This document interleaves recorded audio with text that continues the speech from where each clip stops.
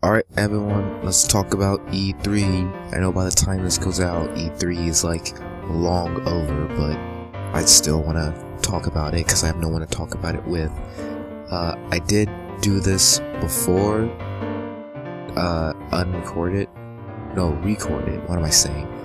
But it was like 40 minutes long because I did like a quick roundup of E3 and then I thought no one's gonna watch this, especially if it's 40 minutes long.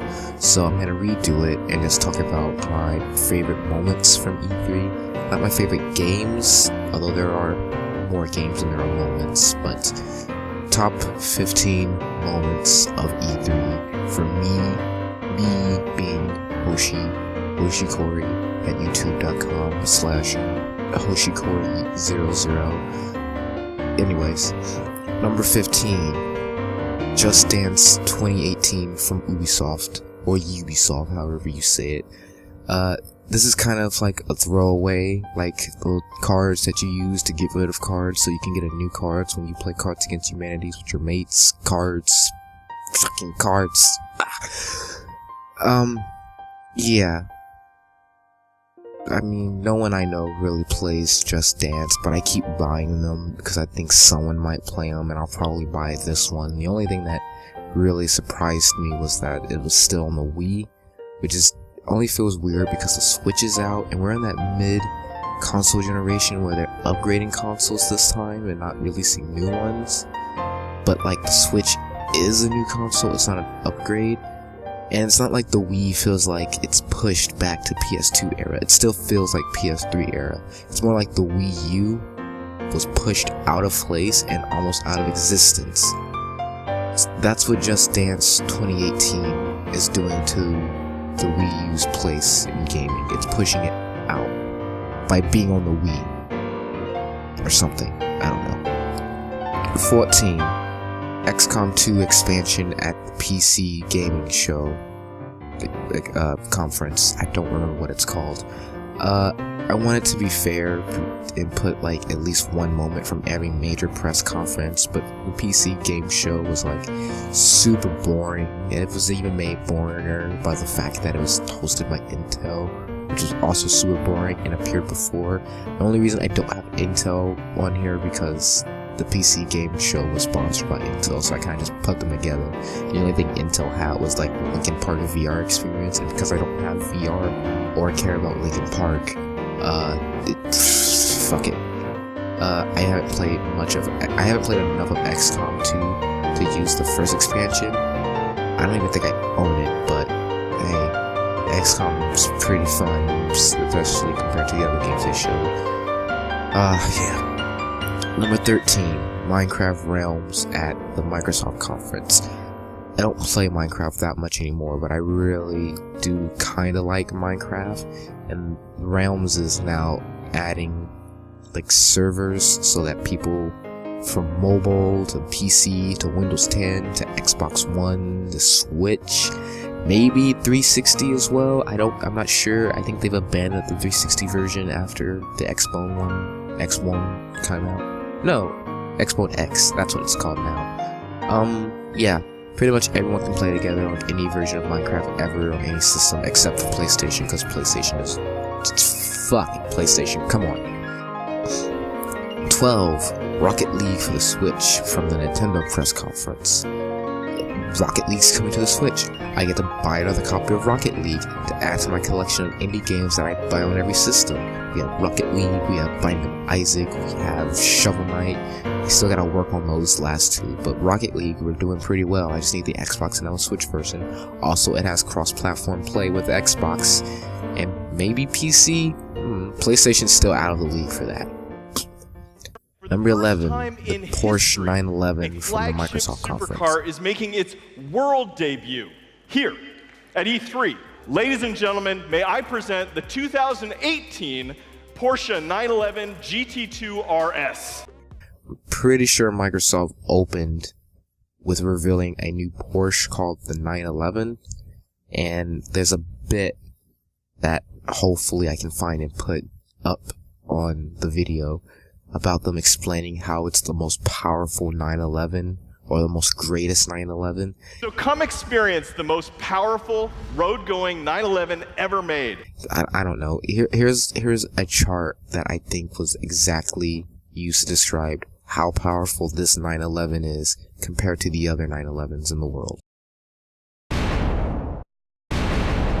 Number 10, Dragon Ball FighterZ / Code Vein from the Microsoft press conference. These were already known at least a week. Dragon Ball FighterZ was announced a week before E3, and Code Vein was like 2 months. But they weren't shown anywhere else, not even on Sony's stage, despite being two very big looking anime games. They were shown on Microsoft. What that says is that Microsoft was very diverse, or that's at least what I'm told. They had like a very varied range of different types of games to show. But yeah, Dragon Ball Z FighterZ is a fighting game and a Dragon Ball Z game, so I'm gonna play it. Code Vein is a Dark Souls style anime game made by the people that make God Eater, so I'll play that. Yeah. Number 9, Mario plus Rabbids Kingdom Battles, or Battle Kingdom, I don't remember. I'm giving this one to Nintendo, even though I didn't actually watch the Nintendo thing. I just read news articles. That's like the only one I didn't watch. I actually saw this game at Ubisoft, but we have more Ubisoft than I wanted, so Nintendo it is. XCOM for kids, but it still has like some secret systems that grand strategy, turn-based strategy gamers will like. What's XCOM? Strategy game? Sure. Yeah. That's pretty much it. It's coming out this year. I pre-ordered it. I'm gonna play it at least once.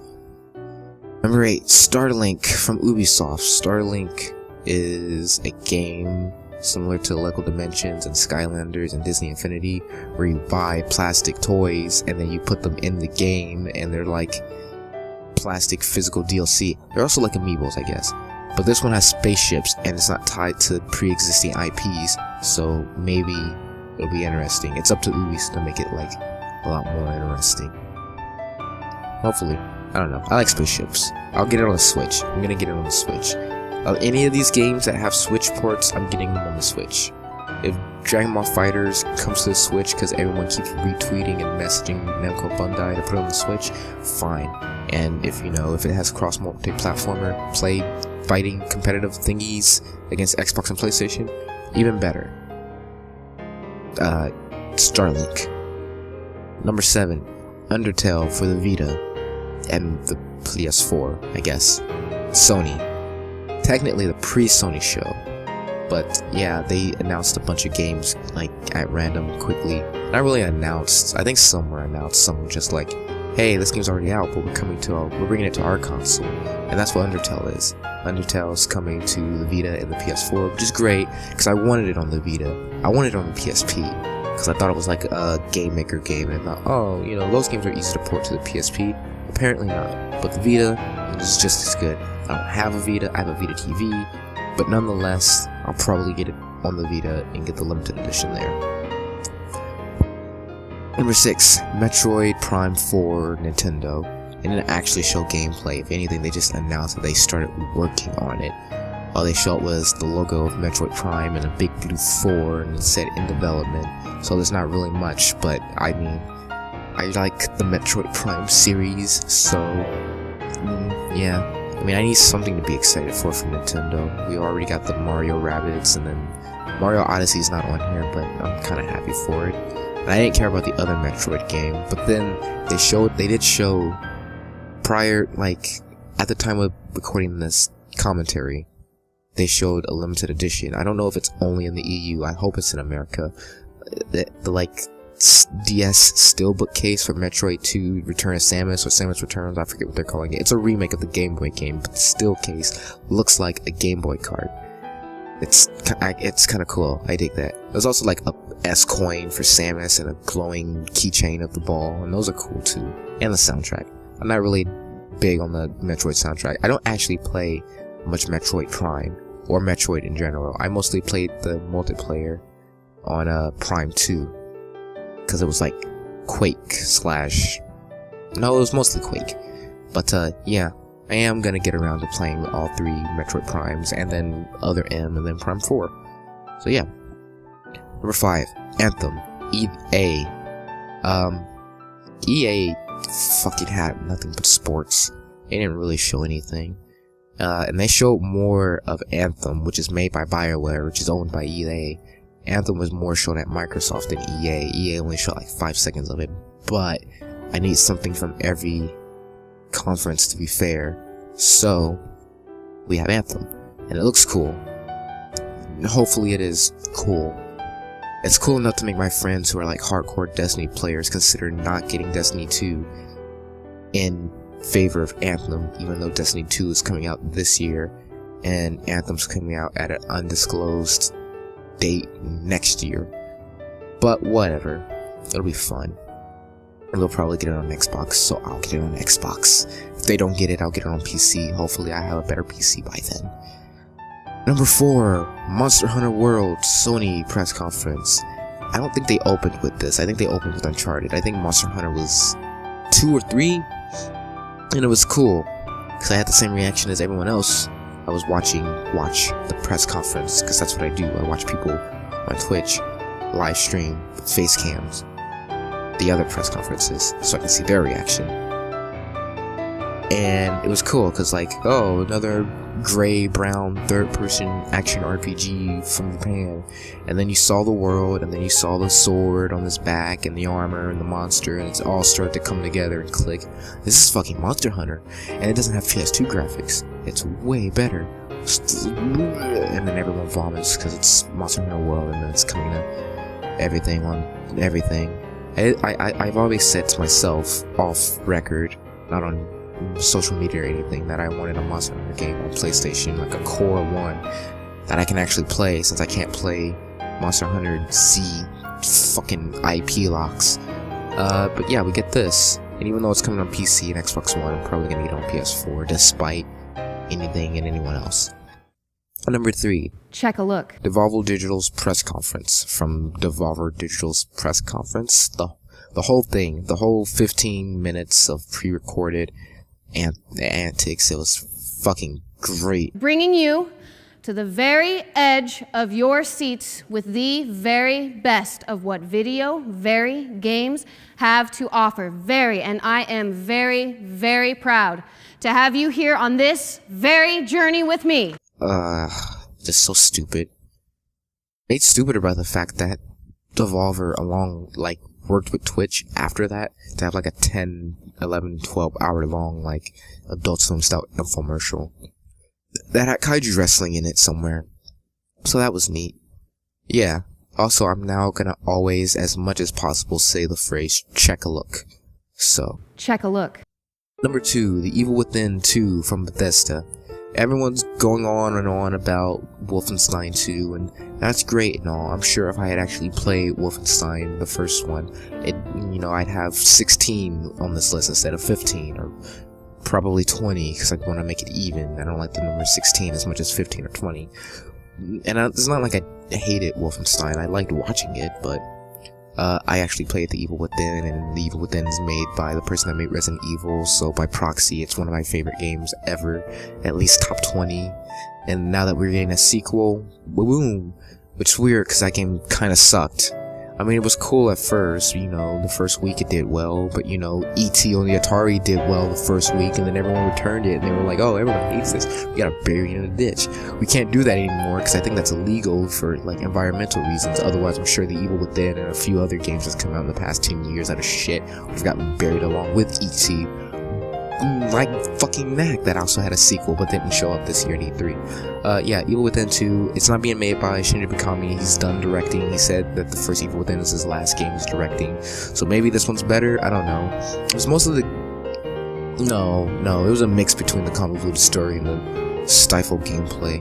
I don't know, maybe it's better, I don't know. Blech. Number 1, Spider-Man PS4 from Sony, Marvel's Spider-Man.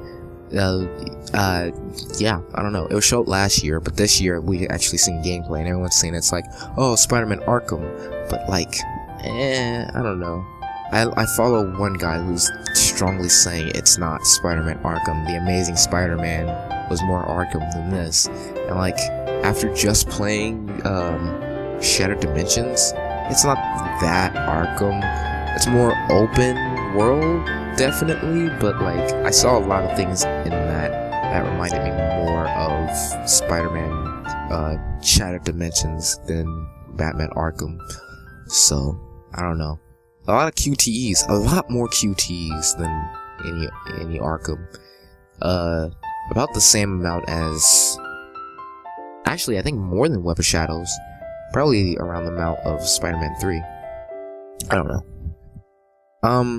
Yeah, that's it. That's all 15. I forgot to put the reveal of the Xbox One X somewhere, because I'm actually super excited about that. I don't care about any games on the Xbox One or the Xbox One X, but like, having a super powered console, especially since my computer is now shitting the fan and I need to upgrade that. I don't know.